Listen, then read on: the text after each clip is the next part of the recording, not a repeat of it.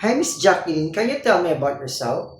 My name is Jacqueline Rose Balbin. I am 26 years old and I live in General Santos City, Philippines. I have lived in partner. Do you have kids? Yes, sir. I have two kids, 8 years old and 2 years old. Who will take care of your children if you come to Hong Kong? My mother, How many siblings do you have? one sister. Tell me about your educational background. I am a vocational graduate.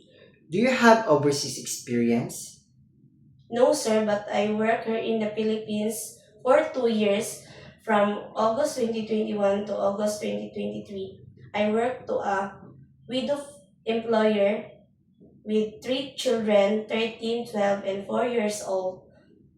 I did all around household chores like cleaning, cooking, and laundry and ironing and take care of her children. Did you finish your contract? Yes, sir. How would you describe yourself? I am loving, caring, and hardworking. Do you have any tattoo? Yes, sir. I have two tattoo. A small tattoo in my left hand, and I have small tattoo in my left leg.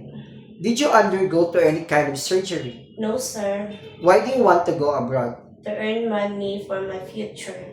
Are you willing to take care of a newborn baby? Yes, sir. Could you sing me a nursery song?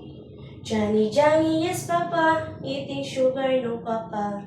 Are you scared of cats or dogs? No, sir. But if it's big, I will scare. Give me your idea how can you take care of naughty children and children with tantrums. I will take care to them in a calm voice. Say something to your future employer to hire you. To my future employer, if you're going to hire me, I promise to finish my contract and I will extend if you need me. I promise I will teach you like my own family. Thank you.